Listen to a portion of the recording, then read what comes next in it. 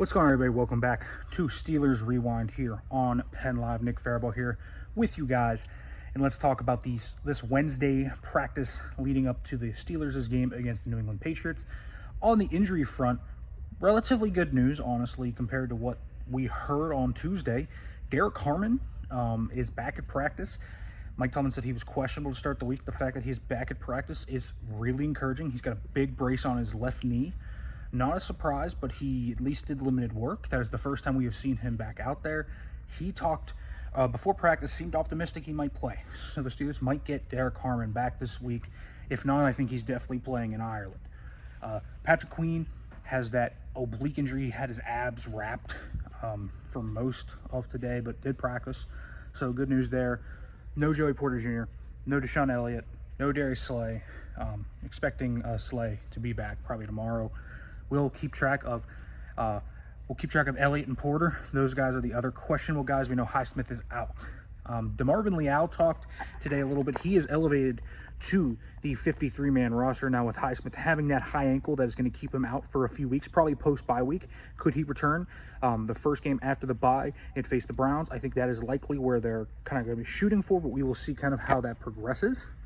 But Leal said, now that he's an outside backer, it just feels more comfortable. That was the role he played at Texas A&M. This tweener stuff, it was a lot kind of jobbing back and forth. And that was something I think that got to his head. So they have a new option there at outside linebacker. We'll see how Leal can perform.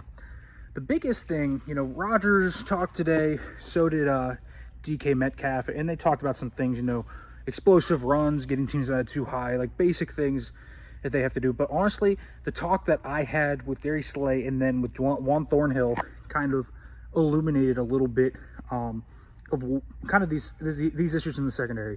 If you watched the podcast yesterday, I talked about how I think that these guys are getting hung out to dry in the secondary. Just a lot of static play, no rotations, no press coverage, none of that. And Slay and Thornhill both kind of painted the picture. They think it is very much communication related. For example, on that Torrey Horton touchdown on the crossing route, they wanted Slay to peel off, but he didn't get the call. On the 19-yard touchdown run, Peyton Wilson didn't get the call until Thornhill yelled, but they had to look back at each other. They missed the snap.